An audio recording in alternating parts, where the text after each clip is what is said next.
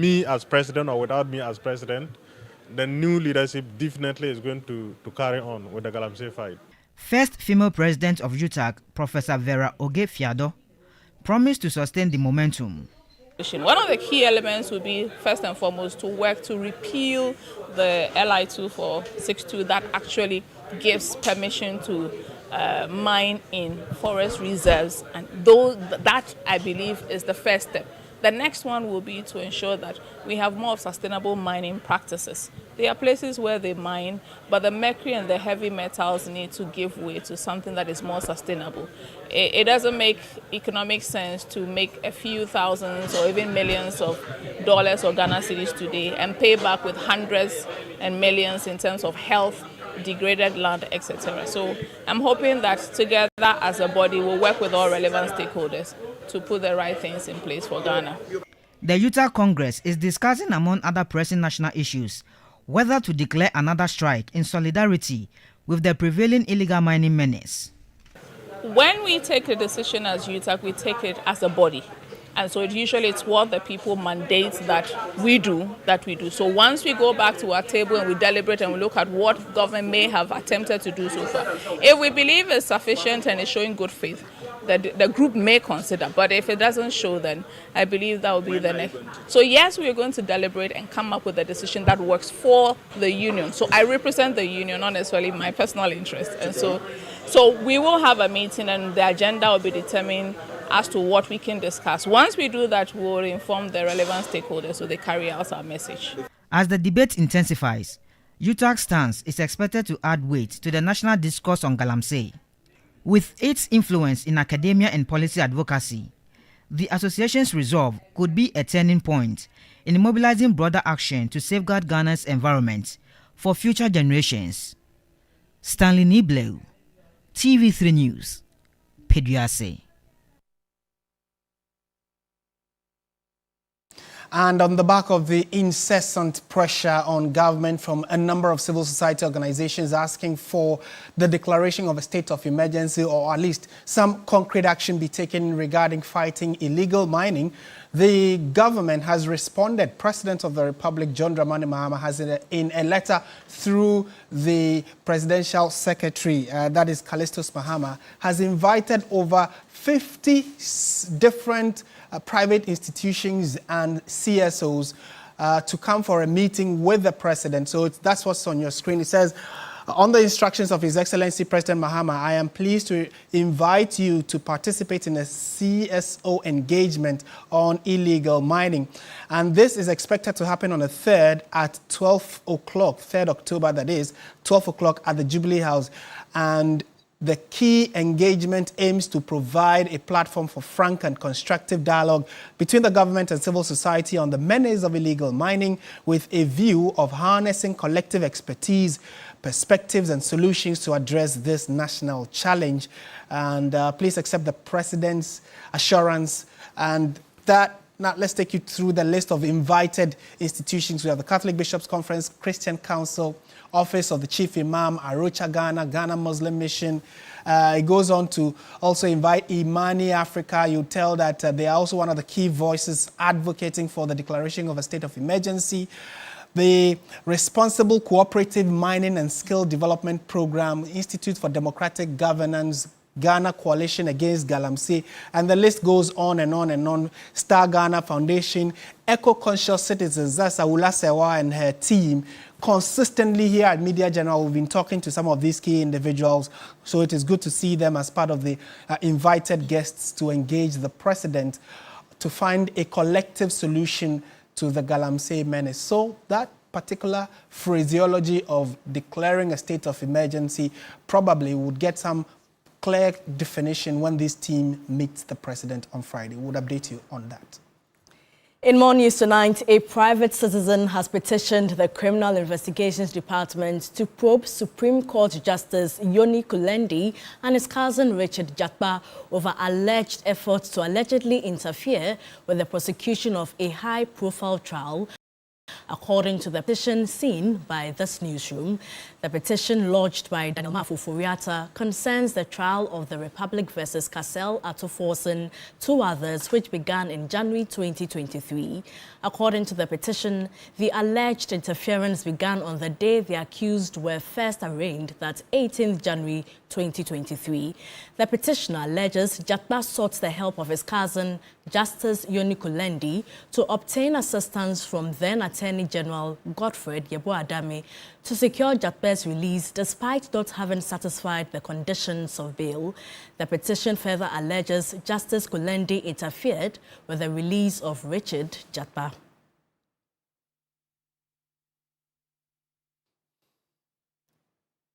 Let's turn our attention to politics now, because a lot is happening in the camp of the New Patriotic Party. Former Energy Minister, that is Boakye Kyerematen Ejiakon, has officially declared his intention to contest the national chairmanship position of the New Patriotic Party, the NPP.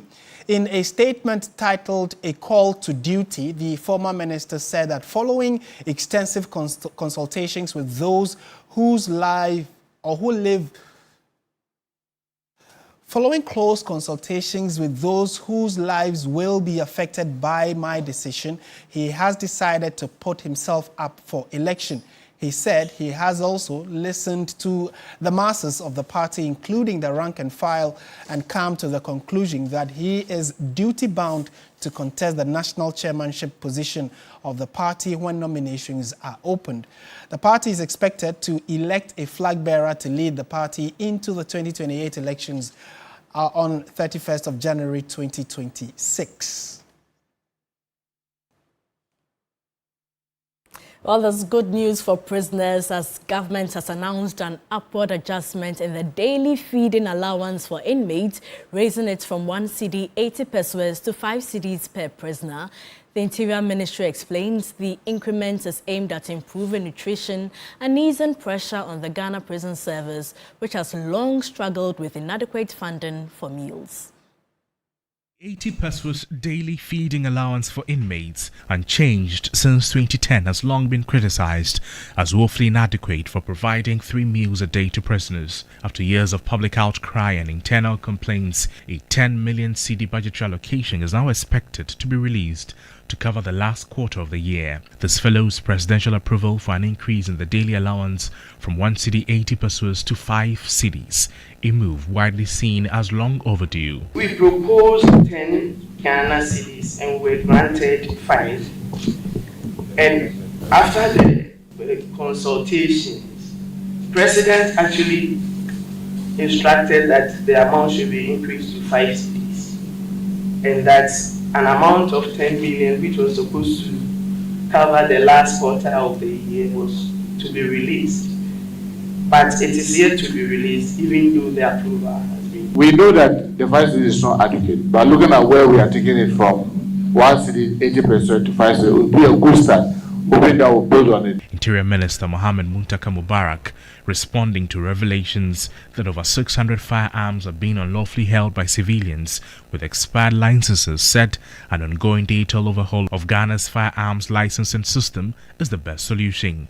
One of the challenges that we have is that everything is manual. If it is not computerized, it becomes a daunting task. So these 606 that they are talking about, they are scattered across the country. We are currently working on digitalizing, like I mentioned earlier, almost every services in the ministry.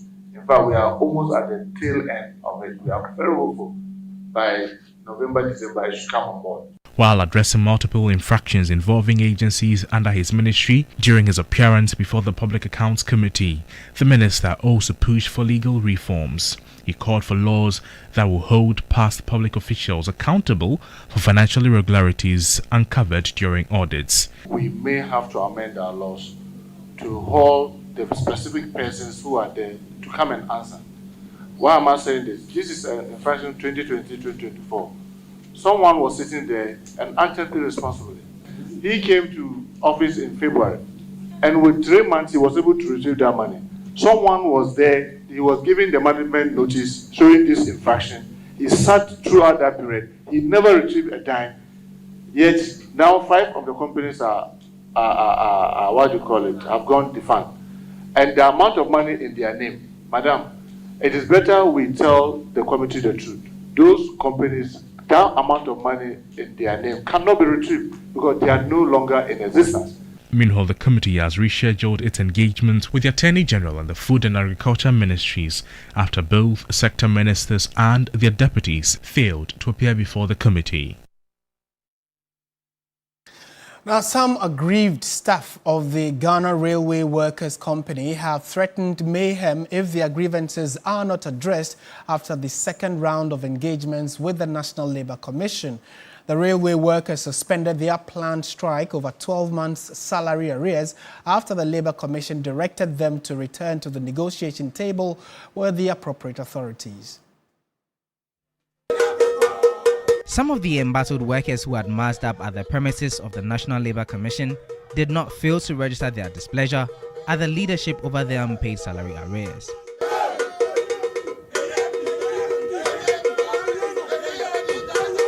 After several hours of engagement between the Ghana Railway Development Authority, Ghana Railway Workers Company, and the Transport Ministry, a verdict of another meeting for further negotiation was concluded. We have given up today up to 8. Today up to 8, that is next week, Wednesday, for all the parties, all the bodies to sit down and have a conclusion on the payment plan, how they are going to pay the 12 months salary. And we will report back on the 9th, that's Thursday, on the 9th, so that we will come up with the payment plan. Then we know that, ending of October, they are paying us, or this and that. So it's up to the ministry, the federal ministry, to engage the union with the GRC and the GRDA, so that we have a conclusion on the payment plan. Managing Director of the railway company, Dr. Michael J. Anyete, expressed confidence that the workers will not be relegated and lose their jobs. The minister has assured us that everything is under control and we are very happy. We are of the view that at least something must be done for GRCL workers to also be part of the running of the Tama in Pakadan. You understand? Do you know who are going to drive the trains? Railway workers. Railway workers are going to drive the trains. As it stands, GRDA has also requested through the minister that we give them some workers who will be maintaining the railway tracks, So we are still in there.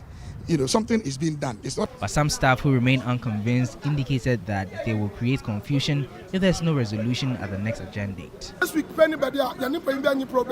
If by next week we have still not been paid, we will wreak havoc in the offices of railway company. We cannot be taken for granted. Their children live large and school in other countries while we suffer without pay. Members of the Railway Workers Union said the non-payment of wages since October 2024 has left employees and their families in severe distress, citing financial hardship, health complications, broken homes, and disruption of children's education. Lord Idwasar, TV3 News, Accra.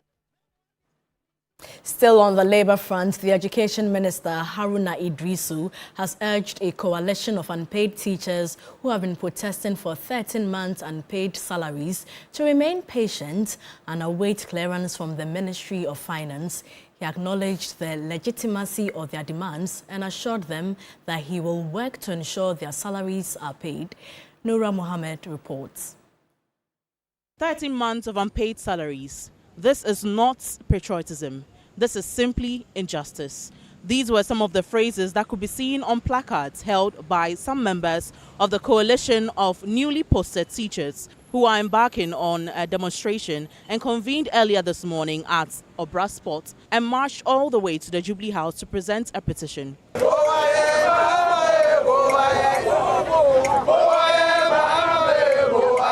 Teachers recruited from colleges of education and universities have been waiting for their salaries for over a year, despite fulfilling all requirements. After the previous clearance elapsed on December 31st, 2024, they awaited new directives but received none. The teachers have submitted multiple petitions to the Ministries of Education and Finance as well as the Ghana Education Service, but claim their pleas have fallen on deaf ears. Government appointees are being paid every month. We need our salaries. 1 city, sir, we've not got it. 1 city, 13 good months. That's a good match. And whenever you come, you tell us you are in our shoes. You can never be in my shoe. You don't know what I'm going through. I'm teaching enough, and I'm still here fighting for my money. Who does that? The executives of the coalition presented their petition to the Jubilee House, demanding the president's urgent action. For 9 to 13 months, we've been in the classrooms, we've been at the war front working. You all know how the recruitment process is.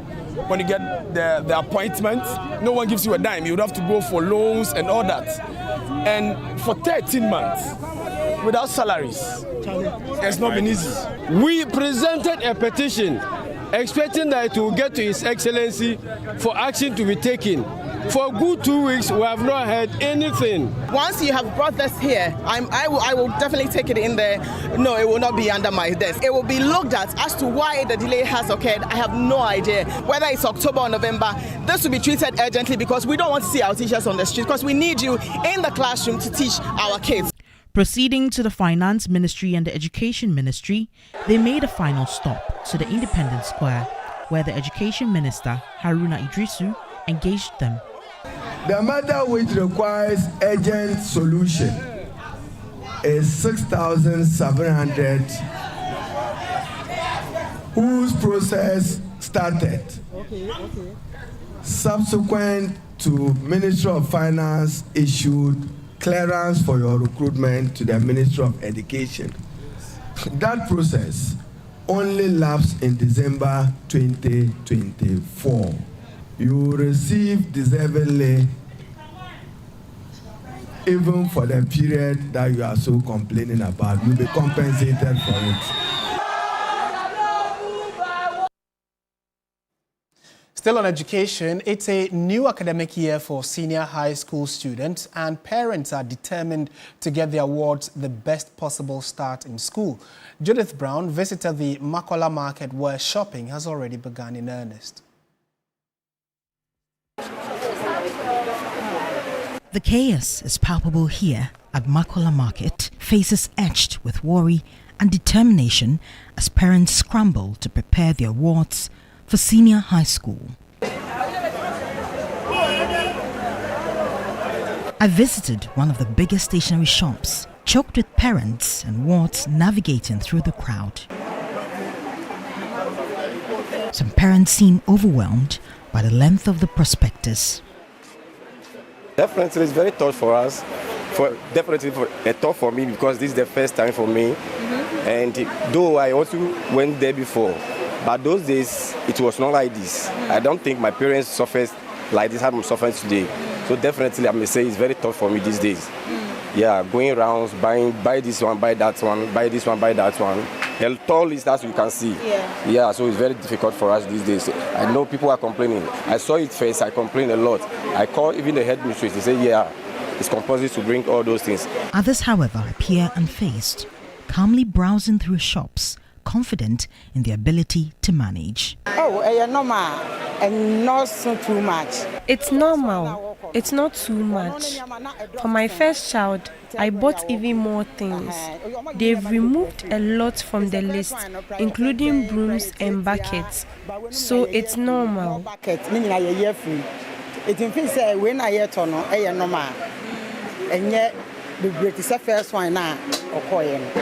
is my first experience. This is the first time my child is going to school.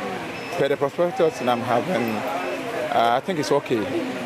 Per the list and the course, I believe that it also depends on the course that the individual is doing.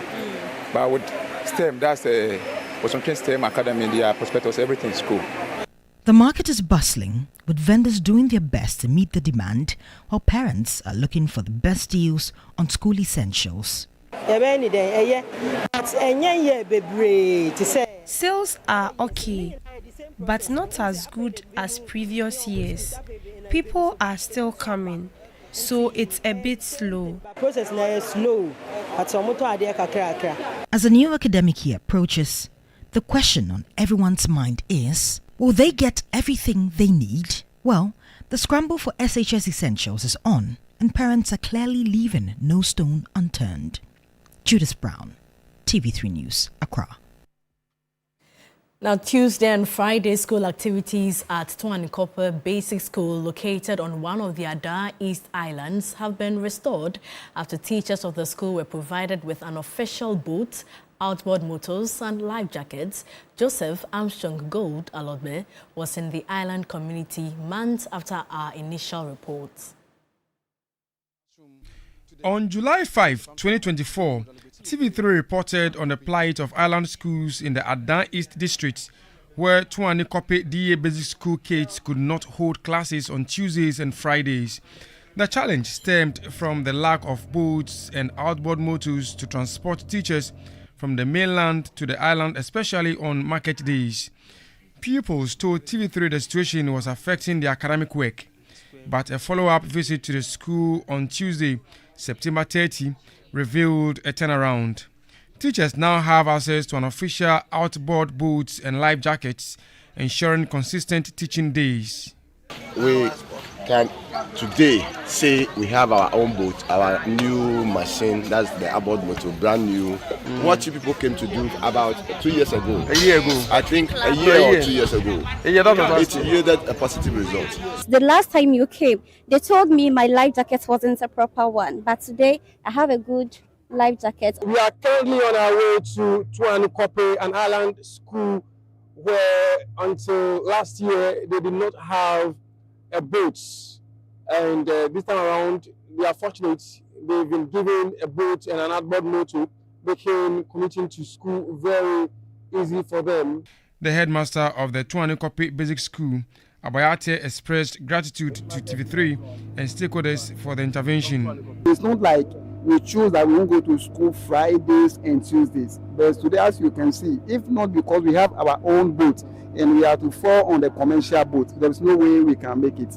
He added that the improvement has reflected in academics, with the school placing third in the Ada East district in the latest BEC results. Academic-wise, this very year, Tuanikope Basic School came third in the whole district when it comes to result-wise.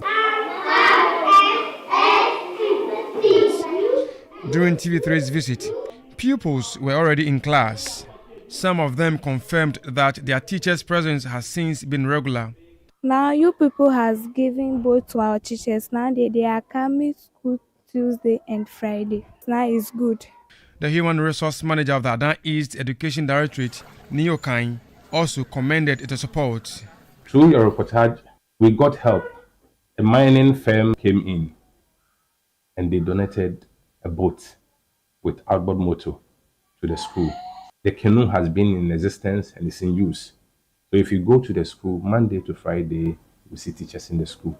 He, however, appealed for assistance to provide teachers with accommodation, saying government alone cannot shoulder the burden. Currently, there are 5 schools serving 13 island communities in Ada East, with a students' population of more than 500. With transport challenges addressed, island communities like Tuanikope are hopeful the next step will be permanent housing for teachers to sustain quality education delivery. Indeed, it appears there has been some sort of improvement here at Tuanikope DA Basic School, but many more things need to be added to make teaching environment here very conducive. Joseph Armstrong, Gold Alodbe, TV3, Tuanikope. The Attorney General, Dr. Dominic Ayine, has reaffirmed government's commitment to ensuring that companies and organizations across the country adopt robust risk management systems. Speaking at a stakeholder meeting in Accra, Dr. Ayine said that the move is aimed at helping businesses become more resilient in the face of global economic shocks. From global upheavals to COVID-19 pandemic, businesses and organizations in Ghana have taken a major hit in recent years. While some companies were forced to shut down permanently, others had to slash salaries or lay off staff just to stay afloat. But a few managed to weather the storm, and they did it by embracing technology. Experts say that shift to digital tools and systems played a critical role in helping those businesses to stay resilient. Now, the Office of the Registrar of Companies is urging the private sector to take risk management seriously and see technology as an essential part of that process. Mami Sama Pepra is a Registrar of Companies. Enterprise risk management provides the tools to identify, assess, and respond to risk systematically. It allows businesses and institutions to build resilience, improve governance, and make better decisions. At a stakeholder engagement in Accra, the Attorney General, Dr. Dominic Ayeni, reiterated government's commitment to creating a stable business environment for both employers and workers. As Attorney General and Minister of Justice, I wish to reaffirm the commitment of my office to supporting the ORC and all its stakeholders in its efforts to build a business climate that is efficient, fair, and resilient. The board chairman of the Securities and Exchange Commission, Dr. Edu Anani Entry, also weighed in emphasizing the need for companies to take risk management seriously. To achieve this feat, we must first assess the risk awareness culture within our respective organizations and collectively work towards climbing up current maturity ladder. Still watching News 360 on TV3. We have business, sports, and entertainment all coming up. Do stay with us.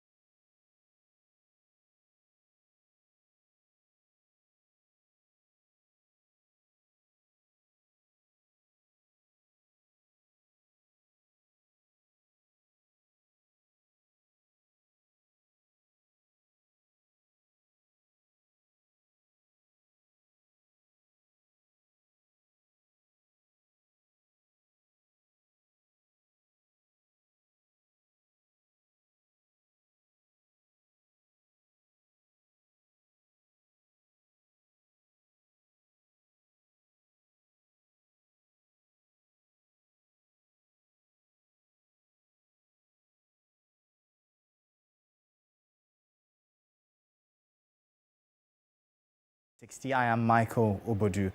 Now, the African Growth and Opportunity Act, AGOA, the cornerstone U.S.-Africa Trade Pact since 2000, officially expired today, immediately ending duty-free access for thousands of Ghanaians and other African products to the U.S. market.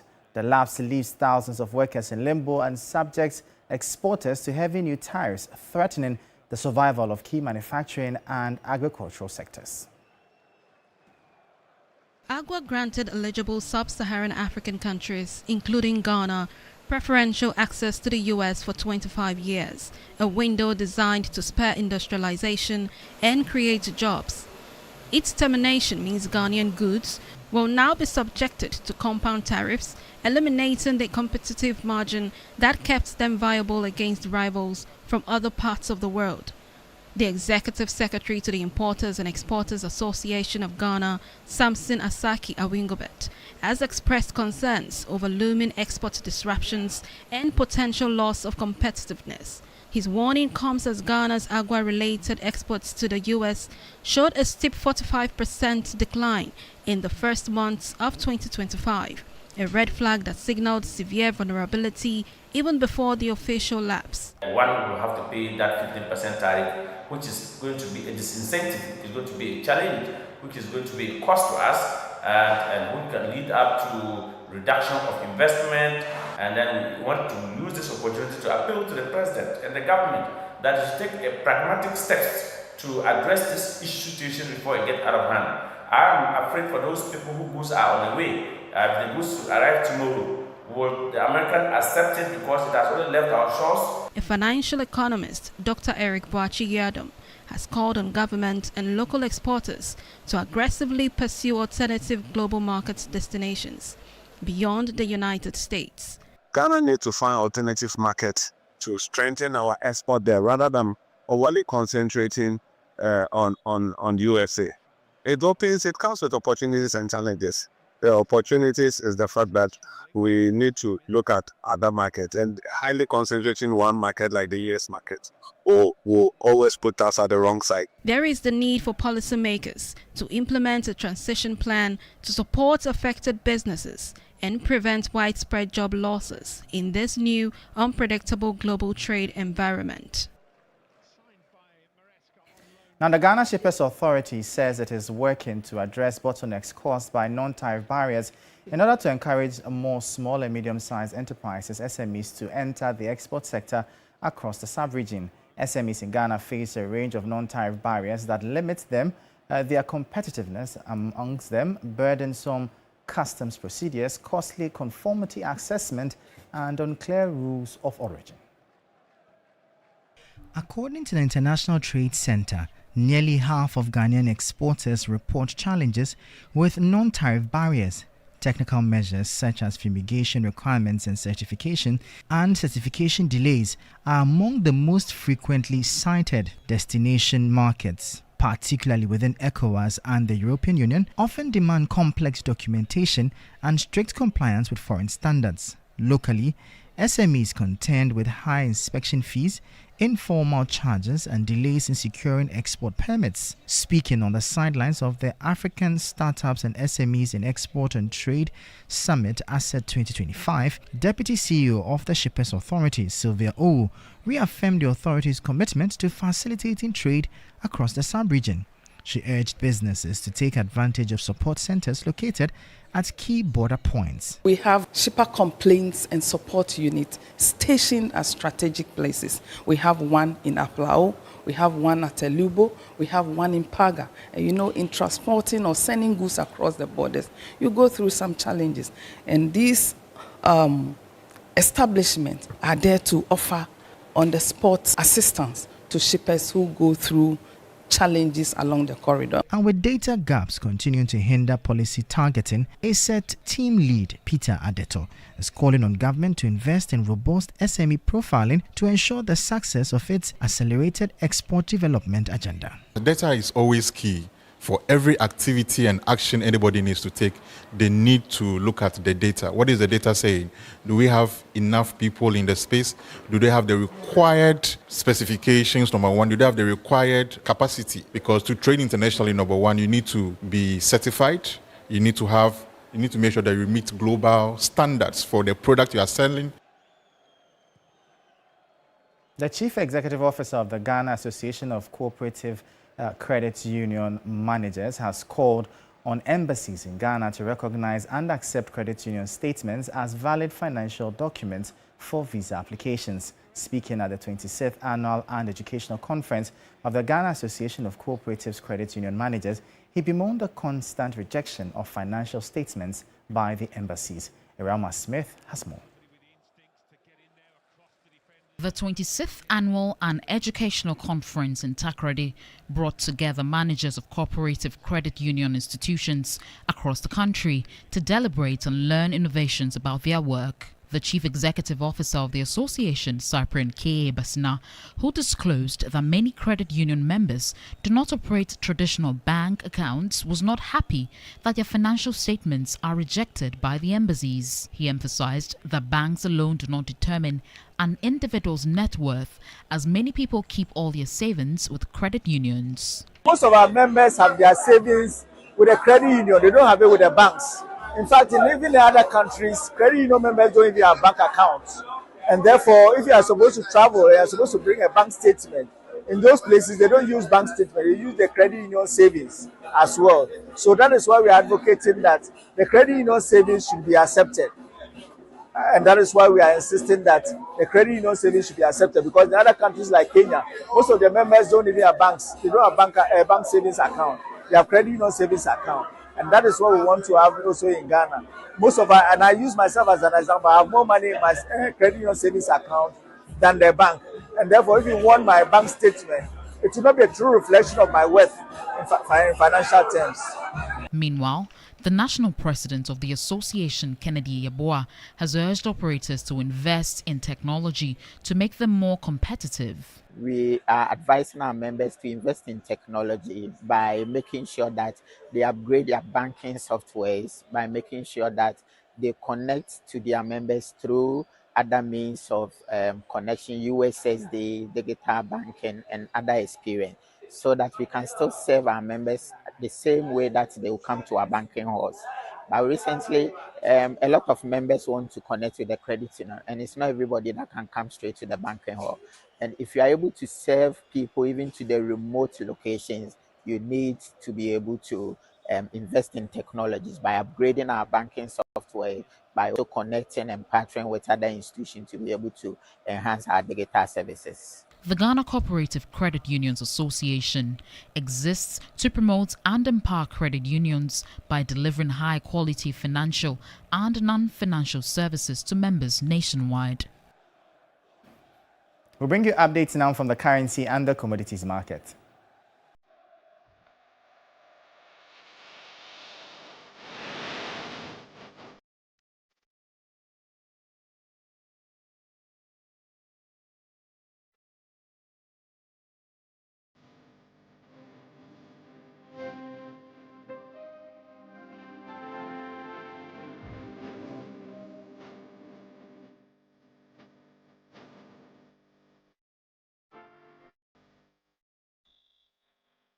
And that'll be all for the business segment here on News 360. I am Michael Obodu. Thank you for watching. Up next is sports.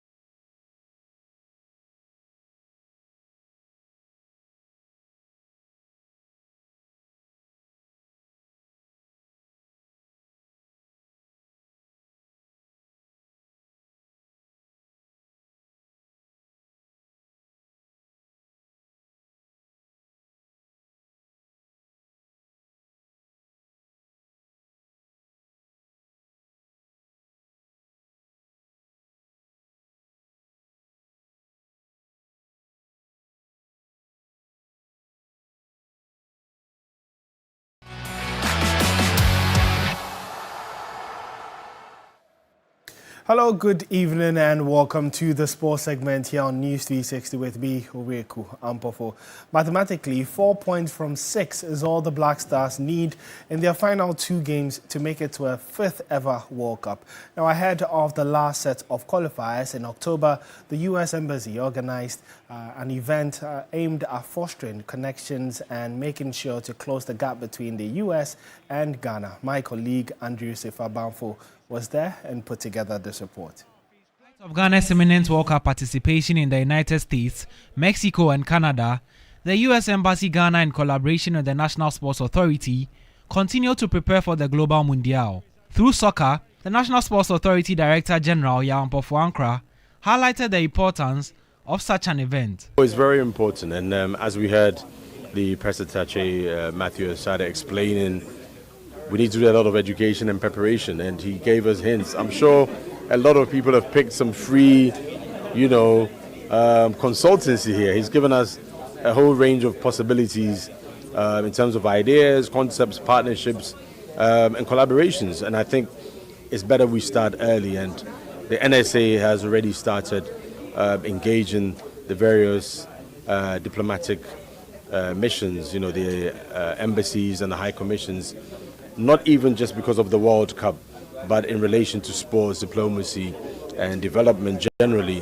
and also networking. So it's ongoing. It's something that would have to speed up as the World Cup approaches.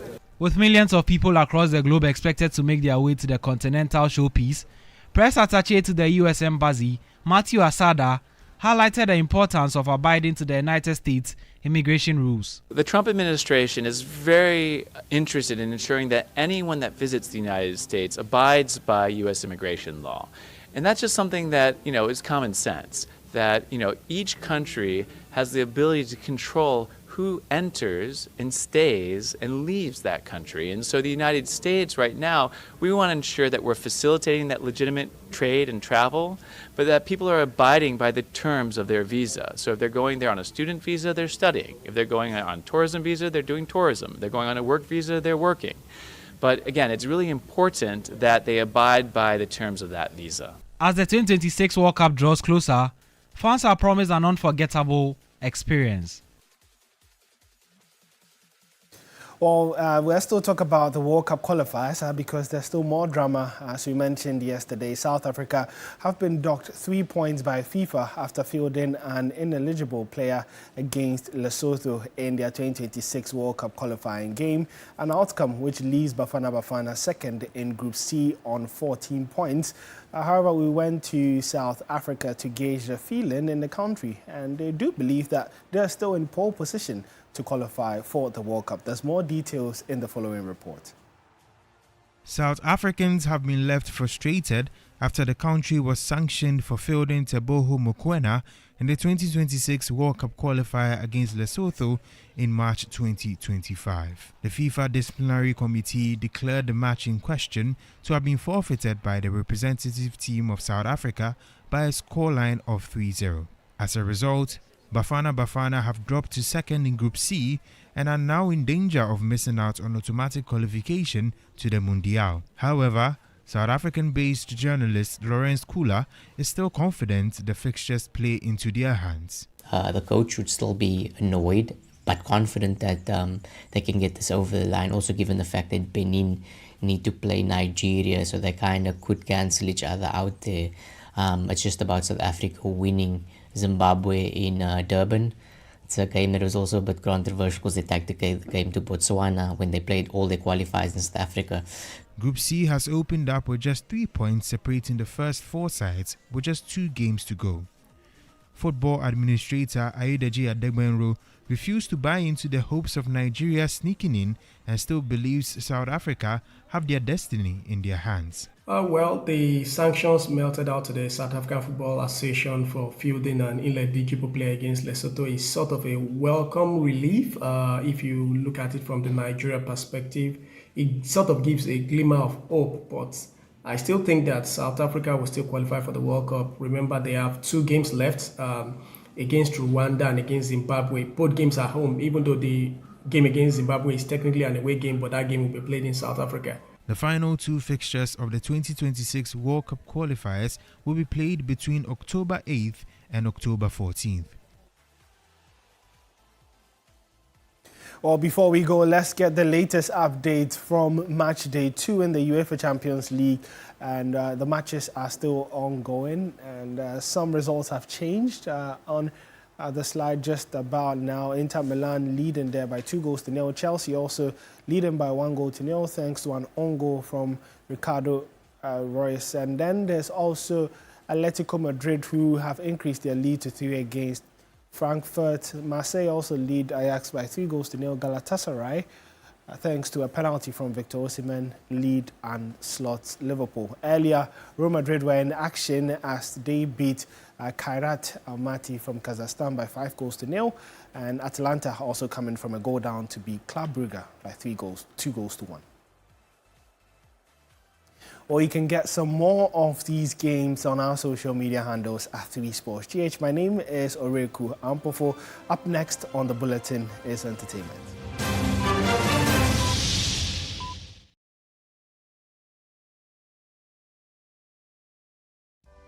In my line of work, a confident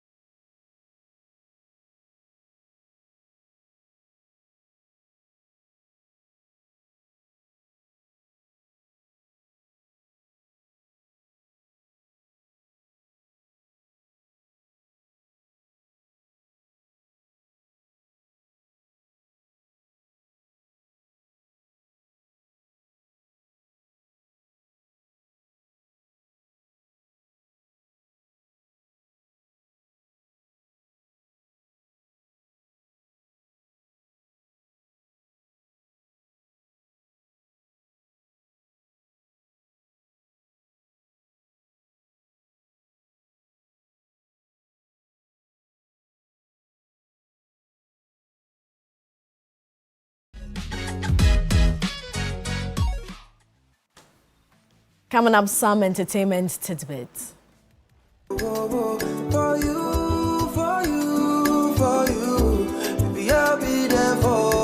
Ghanaian musician Kiddy has stated that Ghana lacks a proper music industry due to the absence of essential structures like effective royalty systems and industry-wide support. Speaking to Hits FM, he explained that while the country produces talented artists, musicians often operate independently, relying on their own teams and resources.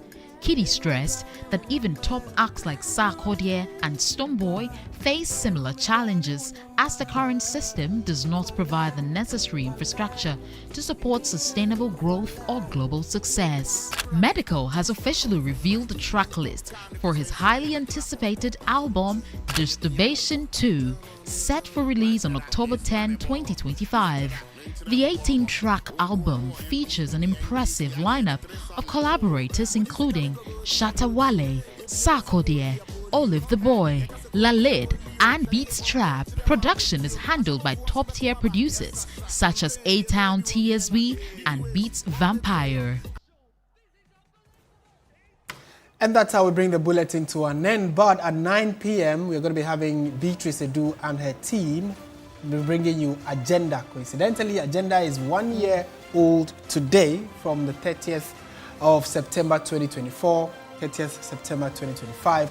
Congratulations to the team. So do make a date with Beatrice. Do join Alfredo Kanse at 10 p.m. for Ghana Tonight. Good evening.